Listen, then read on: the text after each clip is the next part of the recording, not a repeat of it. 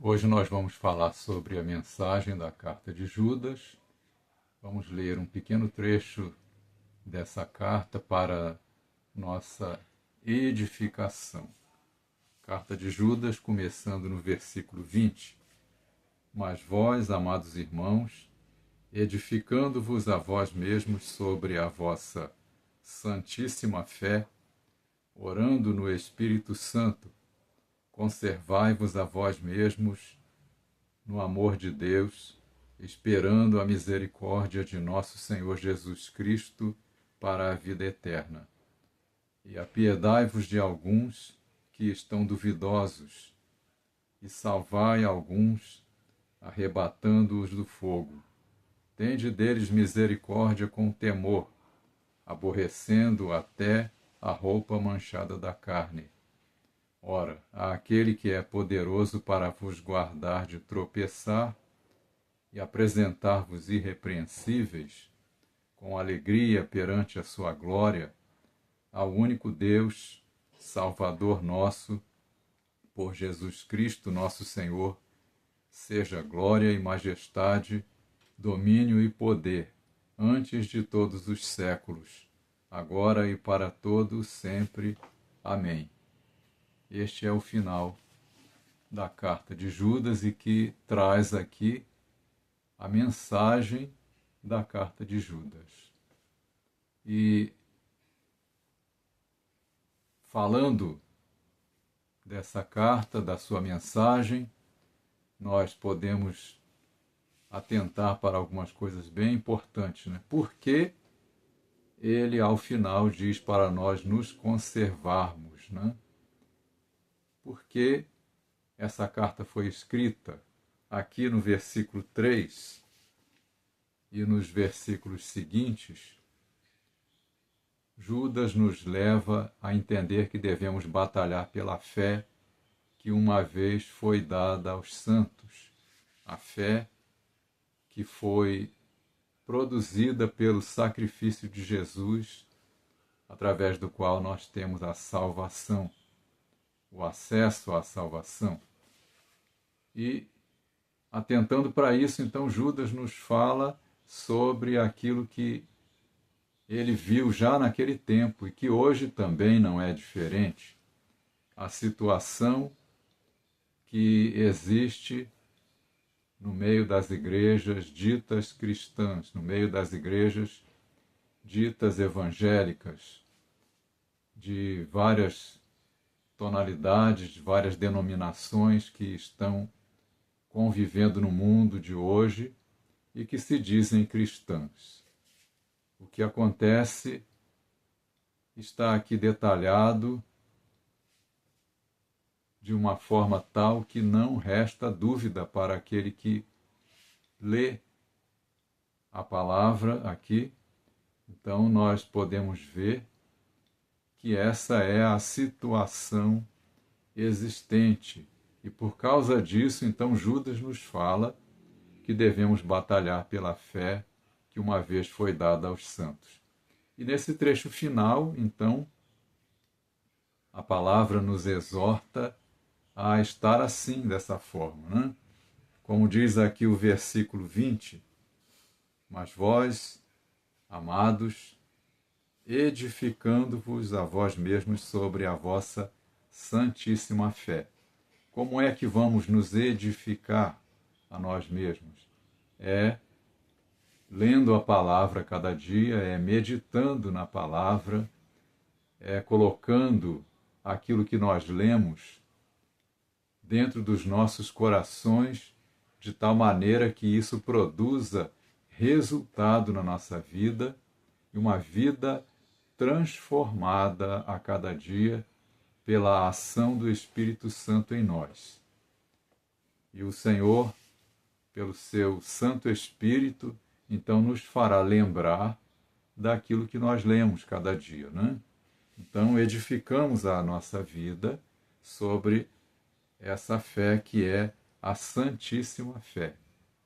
E aqui mesmo continua dizendo, orando no Espírito Santo. Todo aquele que dá lugar ao Espírito Santo na sua vida, então passa a ter a sua vida toda determinada e moldada pelo Espírito Santo, inclusive a nossa oração. Se não damos lugar ao Espírito Santo, a nossa oração será então carnal, como diz na carta de Tiago, que nós muitas vezes pedimos e pedimos mal para o gastarmos com os nossos próprios deleites. Isso é se não damos lugar ao Espírito. Mas se damos lugar ao Espírito Santo, então a nossa oração ela é movida pelo Espírito Santo. E essa oração então será agradável a Deus e trará resultados que são para o engrandecimento do reino de Deus. E prosseguindo aqui, o verso 21 nos diz: conservai-vos a vós mesmos no amor de Deus. Conservar-nos a nós mesmos, né? Porque se nós não nos esforçarmos para isso, nós, até sem perceber, vamos sair do domínio do amor de Deus. Mas se nós procurarmos conservar-nos a nós mesmos no amor, no caso o amor de Deus, então o que vai acontecer? As nossas atitudes serão aquelas que Jesus nos ensinou a ter. Atitudes de misericórdia, atitudes de compaixão, atitudes de cuidado com o nosso próximo, né? Então, conservar-nos a nós mesmos no amor de Deus nos leva a ter atitudes que são agradáveis a Deus e que levam o nosso próximo a alcançar a bênção também, né? Prosseguindo, diz: esperando a misericórdia de nosso Senhor Jesus Cristo para a vida eterna. Assim, se nós atentamos para a palavra do Senhor e procuramos nos conservar a nós mesmos no amor de Deus, nós estaremos esperando o Senhor da forma que é agradável a Ele, esperando o Senhor, esperando na sua misericórdia para a vida eterna. O Senhor não nos chamou para nós ficarmos tão somente aqui nesta vida agora e depois que morrermos, então acabou tudo. Não. O Senhor nos chamou para nos possibilitar o preparo para a vida eterna na presença dEle. As nossas almas precisam estar preparadas para aquele dia, porque Jesus vem.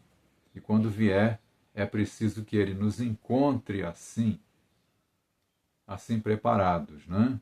Esperando a sua misericórdia. E continua dizendo aqui, né? E apiedai-vos de alguns que estão duvidosos, verso 22. Podemos atentar para isso, né? Tem muitos duvidosos que duvidam das coisas porque ainda não estão alicerçados na fé, e a esses nós vamos ensinando com mansidão, até aquele dia quando o Senhor virá. E felizes aqueles que o Senhor, quando vier, encontrar assim, ensinando a sua palavra com mansidão, com temor, né? Então nós estaremos nos apiedando desses que estão duvidosos e procurando trazê-los à posição, à fé viva que o Senhor tem para nós, né? E salvai alguns arrebatando-os do fogo. Tende misericórdia deles com temor, aborrecendo até a roupa manchada da carne. Se nós atentarmos para a palavra do Senhor e fizermos tudo isso que está aqui, nós estaremos contribuindo para a salvação de alguns. E é o propósito do Senhor. Não estamos na igreja apenas para socializar uma convivência religiosa. Não, não é para isso, mas é para nos prepararmos para a vida eterna, porque Jesus vem. Então devemos prestar atenção nisso. Preste atenção nisso que a palavra está nos mostrando e procure se conservar a si mesmo no amor de Deus. E Deus vai trazer a bênção sobre a sua vida em tudo que é necessário. Que Deus nos abençoe e que você faça isso, e o Senhor será conosco.